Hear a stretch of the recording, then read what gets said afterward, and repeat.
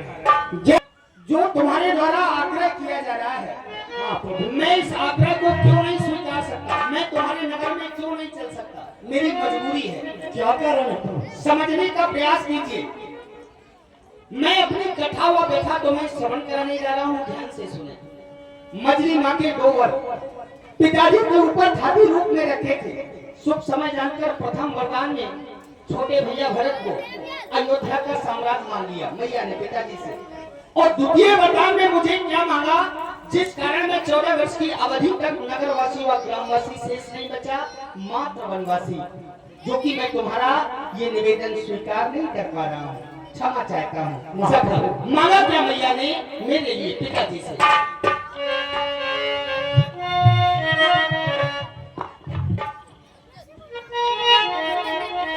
ये 14 बरस का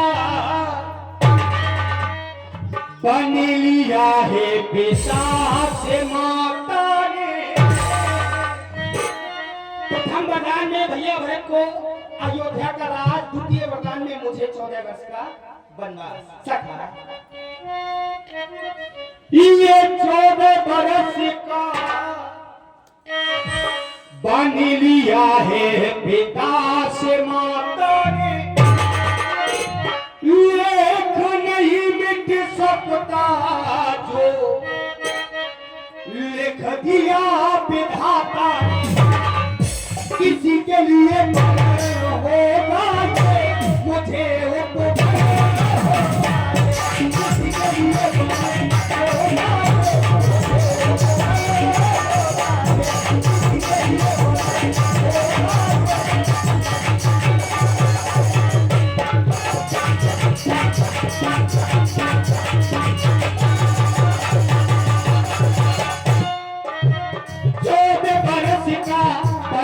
है पिता से माता ने। 14 बरस का बन लिया है पिता से माता ने। लेख नहीं मिट सकता जो लिख दिया किसी के लिए किसी के लिए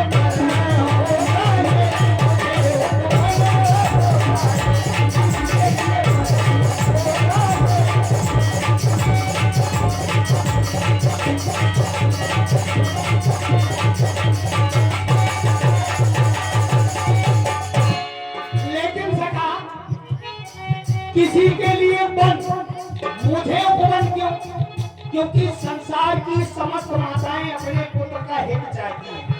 सो हमारी माँ ने कहा तुम ये विचार ना करना कि मुझे वनवास नहीं दिया गया। अरे इस वन प्रखंड में ही मेरा भला है।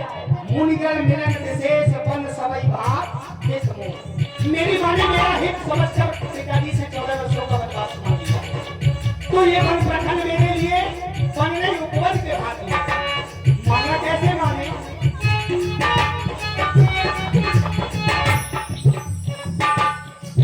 माना कैसे सका?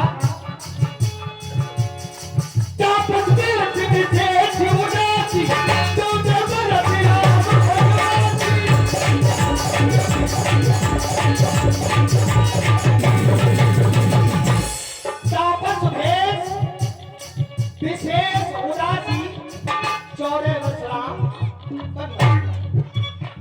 सखा तापस में विशेष उदासी 14 वर्ष राम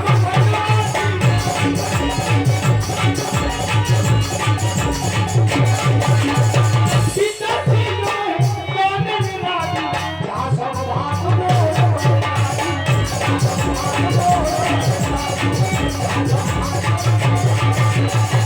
तो मैंने निश्चय कर लिया क्या? मुझे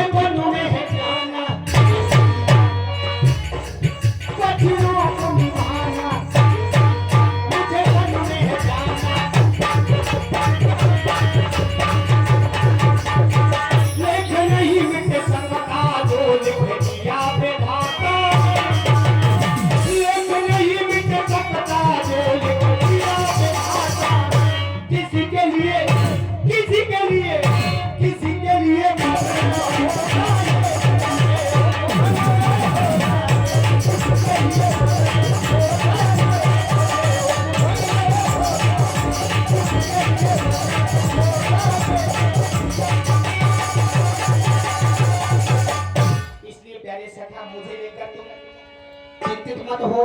संसार का कोई भी प्राणी हो, समय से पहले भाग्य से अधिक व्यक्ति को कुछ नहीं मिलता। शायद हमारे भाग्य में यही लिखा था, सो हमें मिला। क्षमा करना, मैं 14 वर्ष की अवधि तक किसी नगर में, किसी ग्राम में प्रवेश नहीं कर सकता, इसलिए मैं तुम्हारे निवेदन को स्वीकार। और अनुमान क्या सोच रहे हो? हम आपके धर्म में बाधक नहीं बनेंगे। बहुत सुंदर। मनोहर जान, धन्य है आप जैसा आज्ञाकारी पुत्र जो भवन के सातों सुखों को त्याग करके वन की ओर चले गए। एक माता पिता के आदेश पर। जय हो प्रभु। हम कभी बाधक नहीं बनेंगे आपके धर्म में, लेकिन एक निवेदन अवश्य करूंगा प्रभु। आप नगर में नहीं जा सकते। हाँ हाँ ठीक है, आपने मान लिया, लेकिन एक रात्रि यहाँ पर विश्राम करके हमें सेवा करने का मौका तो दे सकते हैं। कहाँ पर? ये बड़ा सुंदर स्थान है, चलो वो स्थान में देखते रघुनाथ खाओ दिखावा कहे राम। हाँ धन है सिया समंत्र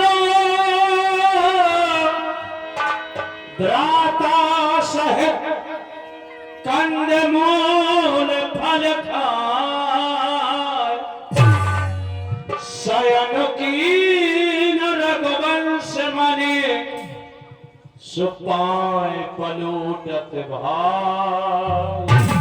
धन है भगवान मर्यादा पुरुषोत्तम आज जो मधुमती गप्पों का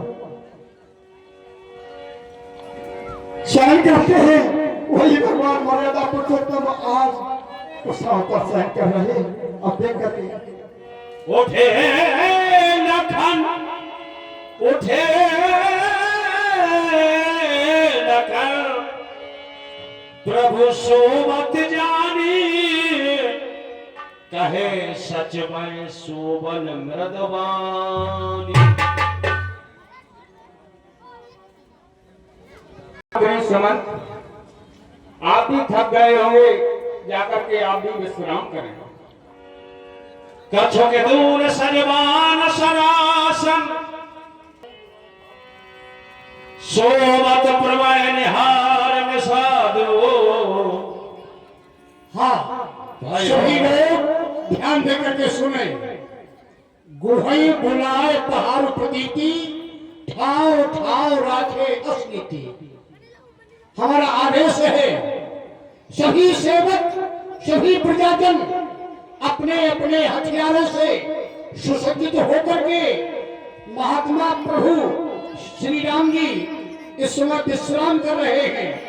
इस आश्रम के चारों ओर सजग प्रहरी बनकर तैयार रहना। किसी हिंसक जीव से हमारे परमात्मा को किसी प्रकार की क्षति न होने पाए, आदेश का पालन हो। सोवत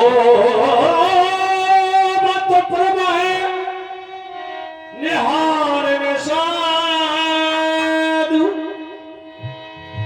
पायो प्रेम बस हृदय विशाल। तन पुलकत जल लोचन बहई बचन सप्रेम लखन सन कहई। छोटी सा आज परमात्मा को इस प्रकार पृथ्वी पर शयन करते हुए देख करके मेरा हृदय विदीर्ण हो रहा है, विदीर्ण हो रहा है। तन पुलकत जल लोचन बहई बचन सप्रेम लखनो सन कहा। वाह विधाता, तेरी बड़ी विचित्र गति है। मैं अयोध्या में एक बार नहीं कई बार गया हूँ और मैंने अयोध्या में जाकर के स्वयं देखा महाराज दशरथ का वो भवन, अयोध्या का वो राजमहल कितना सुंदर बना है।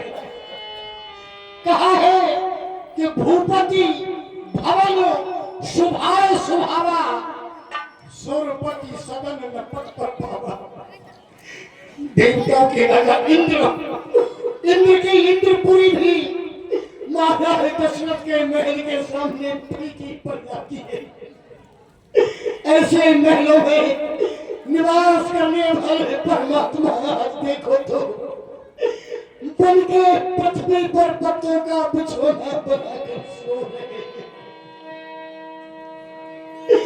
वाह बेटा तेरी बड़ी विचित्र गति है। महलों में देखा है, मैंने स्वयं अपनी आंखों से देखा है। मणिमय रचित चार चौबारे महलों में चार चबूतरे बने हैं। वो किसी और के नहीं मणियों से बनाए गए। ऐसे सुंदर चबूतरों पर परमात्मा सदा स्वच्छंद खेला करते थे। और वो चबूतरे ऐसे लगते हैं मानो निज रति पद निज हाथ संभारे। रति के पति कामदेव ने स्वयं अपने हाथों से इन चबूतरों का निर्माण किया। ऐसे चबूतरों पर खेलने वाले ईश्वर आज देखो तो पृथ्वी पर किस प्रकार से शुचि सुविचित्र सुभोगमय सुमन सुगंध सुवास पलंग मंजू मन दीप जहाँ सब विधि सकल सुवास।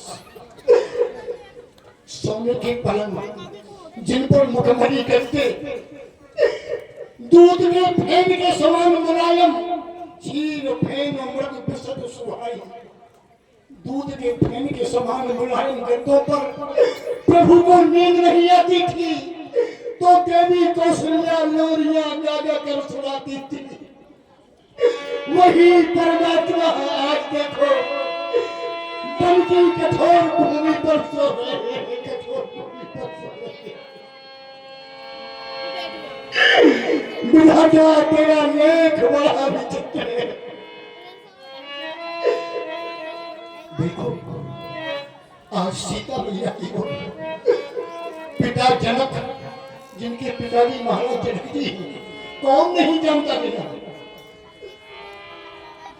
पिता जनक जग विदित प्रभाव ससुर सुरेश सखा रघुराऊ। जिनके पिता महाराज जनक ससुर दशरथ जी जो देवताओं के राजा इंद्र के मित्र कहे जाते हैं सखा कहे जाते हैं।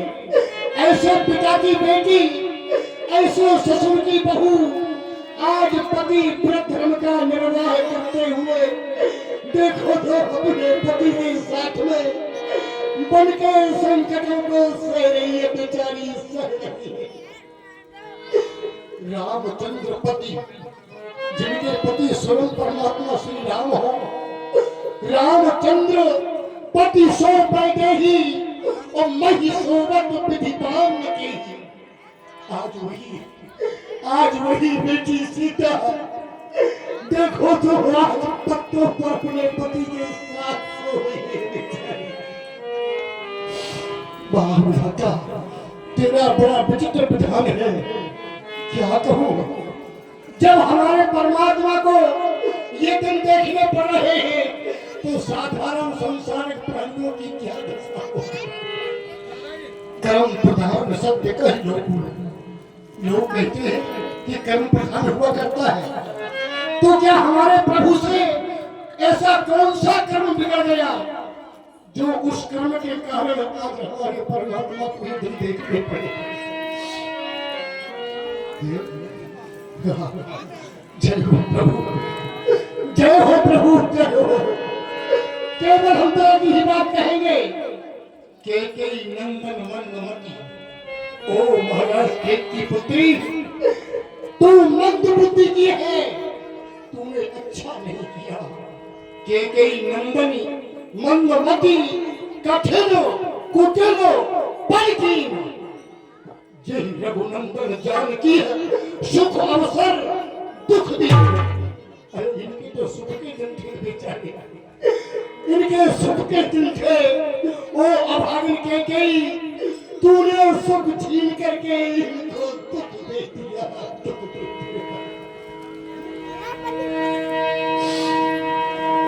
बाया बेसाद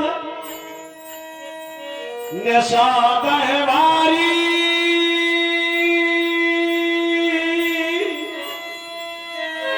राम सीय में शयन निहारी बोले लखन मधुर मृदुबानी ज्ञान बैराग भगत रस सारी। महाराज निखार का सुंदर अभिनय